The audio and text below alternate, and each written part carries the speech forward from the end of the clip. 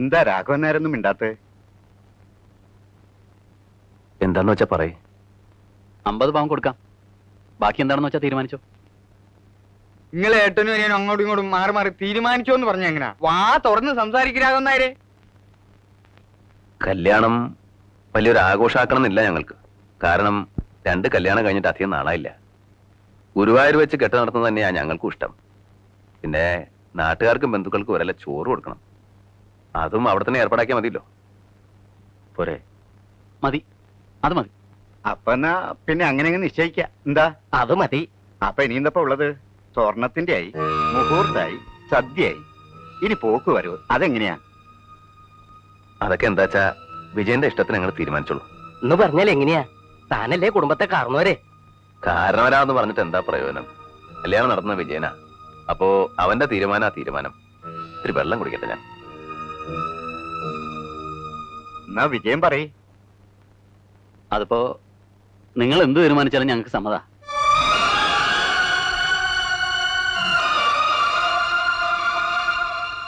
എന്തിനാ ഇങ്ങനെ വിഷമിക്കണേ? ഏയ് വിഷമൊന്നുമില്ല.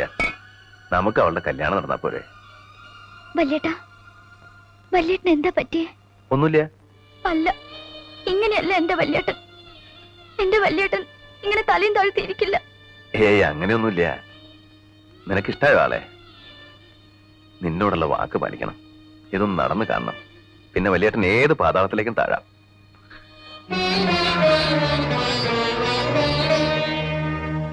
കല്യാണത്തിന് ഒരാഴ്ചയല്ലേ ഉള്ളൂ, അതിന്റെ ഇടയിൽ ഉഴവ്. കല്യാണം എന്നും പറഞ്ഞ് ഉഴവ് നീട്ടിയാ അത് കഴിഞ്ഞാലും ഉണ്ണണ്ടേ? ഇപ്പൊ തന്നെ വൈകി. തുറന്നു കൊടുക്കണ്ടേ? അതൊന്നും നിങ്ങൾ അന്വേഷിക്കണ്ട. പെണ്ണിനെ ഇറക്കുമ്പോ 50 പവനുണ്ടോന്ന് നോക്കിയാൽ മതി. അതല്ല രാമനായരെ, ചെക്കന്റെ അമ്മാവനെ അറിയാലോ, കാണിച്ചക്കാരനാ.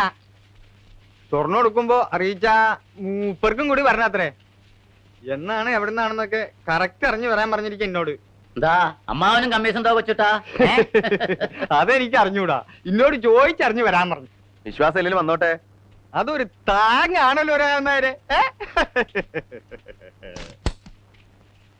കാലം മാറിപ്പോയിനേ.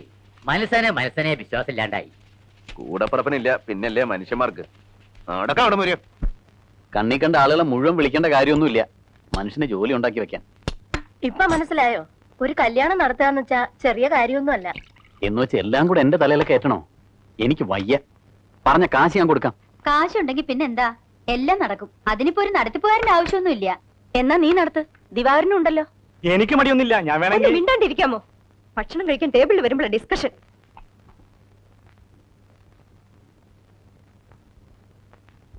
നിന്നെ കാണാണ്ടായപ്പോ ഞങ്ങൾ അങ്ങിരുന്നു. ഒരു പാത്രം ഇങ്ങെടുക്കുമാലു. സുധന്തി അവള് കുളിക്കുക. കൊച്ചൂട്ടൻ വന്നിരുന്നു. സ്വർണ്ണം എടുക്കാൻ എന്ന് ചെല്ലൂന്ന് അറിയാൻ രാധാകൃഷ്ണന്റെ അമ്മാവൻ പറഞ്ഞു വിട്ടതാ. ബുധനാഴ്ചന്ന് പറഞ്ഞു ഞാൻ. ബുധനാഴ്ച എടുത്തൂടെ? ഓ, എന്ന് വേണമെങ്കിലും എടുക്കാം. ചൊവ്വാഴ്ച കാശ് എടുക്കല്ലേ? എന്താ ശോഭേ? ശോഭേ, എന്താ പറ്റിയതാവോ? മനം പുരട്ടിയും തോന്നുന്നു. മനസ്സിൽ പിടിക്കാതെ വല്ലതും കഴിച്ചിട്ടുണ്ടാവും. ഒന്നുമില്ല, നീ എവിടെ ഇരിക്കെ, ഞാൻ നോക്കിക്കോളാം. 2 ദിവസമായി ഞാൻ ശ്രദ്ധിക്കണു. ഒരു വിളർച്ചയും ഒരു അലസതയും. വൈകിട്ട് ടൗണിൽ പോയി ഏതെങ്കിലും നല്ലൊരു ലേഡി ഡോക്ടറെ കാണിക്കേ. കൃഷ്ണ, ഗുരുവായൂരപ്പ. നിനക്ക് മനസ്സിലായില്ലേ? കുടുംബത്തെ അംഗസംഖ്യ കൂടാൻ പോണു. ഇത്തിരി വെള്ളം കൂടി കുടിക്കേ. മതി, വേണ്ടെന്ന് പറഞ്ഞില്ലേ? ഇത്തിരി കുടിക്കും മോളെ, ഇല്ലെങ്കിൽ ഇനിയും ഛർദിക്കും. ഛർദിച്ചോട്ടെ. വേണ്ടെങ്കിൽ കുടിക്കണ്ട. വേഗം റെഡിയാവും. നമുക്ക് ആ ഡോക്ടർ മല്ലിയെ ഒന്ന് കാണാം. എനിക്കൊരു ഡോക്ടറെയും കാണണ്ട. നിങ്ങളുടെ ഏട്ടനോടൊന്ന് പറഞ്ഞാ മതി. ഭക്ഷണം കഴിക്കുന്ന സമയത്തെങ്കിലും പാടത്തുനിന്ന് നേരെ കയറി വരാണ്ടിരിക്കാം. ചെളിയുടെയും വേർപ്പിന്റെ നാറ്റം സഹിക്കാൻ പറ്റണില്ല.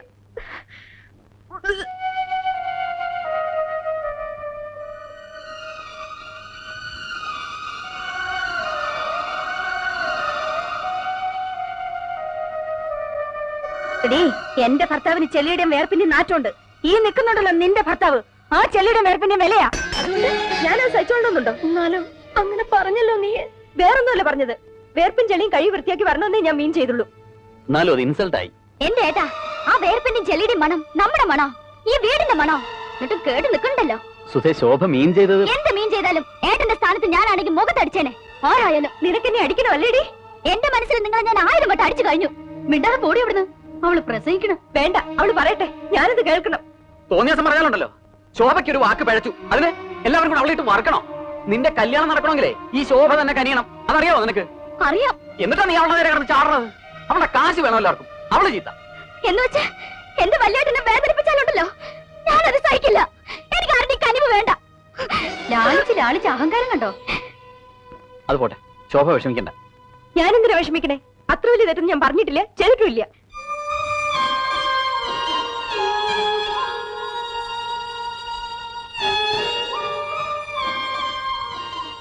ആരല്ലേ മാലതിയെ, ഇങ്ങനെ പിണങ്ങാനും വഴക്കുണ്ടാക്കാനുള്ള സംഗതി ഒന്നും ഉണ്ടായില്ല ഇവിടെ.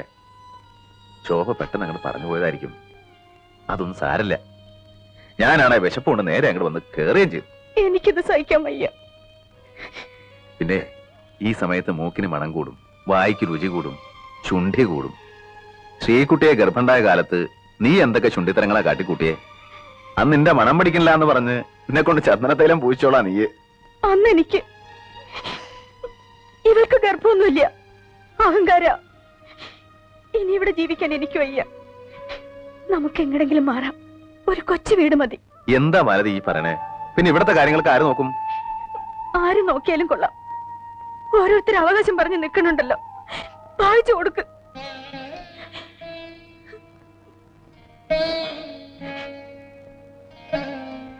ഈ കുടുംബത്തെ 4 കുറ്റി, 4 അതിര്. ഞാൻ ഇതുവരെ ഒന്നും ആലോചിച്ചിട്ടില്ല. വേണ്ട മാലതി, ഈ മണ്ണ് വിട്ട് ഞാൻ എങ്ങടാ പോവാ? സഹിക്ക, നമുക്ക് ഭൂമിയോളം സഹിക്ക.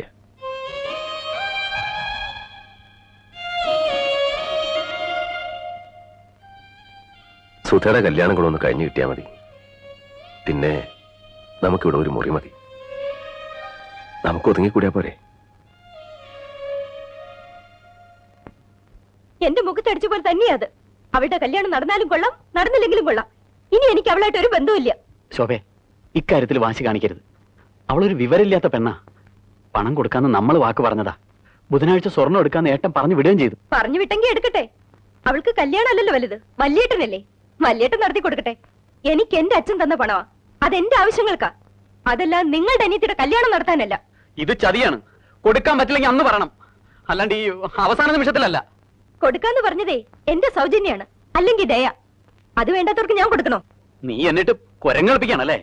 അങ്ങനെ ആയതുകൊണ്ടല്ലേ കളിക്കണേ. സഹിക്കണേന് അതിലുണ്ട്. പണം, അന്തസ്സും വിദ്യാഭ്യാസം ഒന്നും ഉണ്ടായിട്ട് കാര്യമില്ല. മനസാക്ഷി വേണോടി, മനസാക്ഷി. ഓ, മനസാക്ഷിയുള്ള ആള്. മോഹിച്ച പെണ്ണിന് പുറംകാലം കൊണ്ട് തട്ടിയിട്ട് എന്റെ അച്ഛന്റെ പണവും അന്തസ്സും കണ്ട് വാലാട്ടി നിന്നത് മനസാക്ഷിയുള്ളതുകൊണ്ടാണല്ലോ. ഒരു കാര്യം മനസ്സിലാക്കണം, അഡ്വക്കേറ്റ് വിജയകുമാരൻ നായർ ഒരു റെയർ സ്പീഷീസ് ഒന്നുമല്ല. എനിക്ക് നിങ്ങളോടൊപ്പം ജീവിക്കാൻ ഇഷ്ടമല്ല എന്ന് പറഞ്ഞ മറ്റൊരു വിജയകുമാരൻ നായരെ കണ്ടെത്താൻ എന്റെ അച്ഛന് ഒരു ബുദ്ധിമുട്ടും ഇല്ല. പക്ഷേ അഡ്വക്കേറ്റ് വിജയകുമാരൻ നായർക്ക് ഒരു രാമൻകുട്ടി മേനോന്റെ മകളെ കിട്ടിയത് ഭാഗ്യാണ്, ലോട്ടറി. അതെപ്പോഴും കിട്ടില്ല. ഞാൻ എന്ത് ചെയ്യും ശോഭേ? ഏട്ടനോട് ഞാൻ എന്ത് പറയും? വിഷമിക്കേണ്ട കാര്യമൊന്നുമില്ല. മനസ്സിലാക്കാൻ വേണ്ടി പറഞ്ഞേ ഉള്ളൂ. നിങ്ങളോട് എനിക്ക് ഇഷ്ടം തന്നെയാണ്. നിങ്ങളുടെ വില ഞാൻ കളയില്ല. എന്നോട് പറഞ്ഞതിന് എല്ലാവരും എന്റെ മുന്നിൽ വരണം.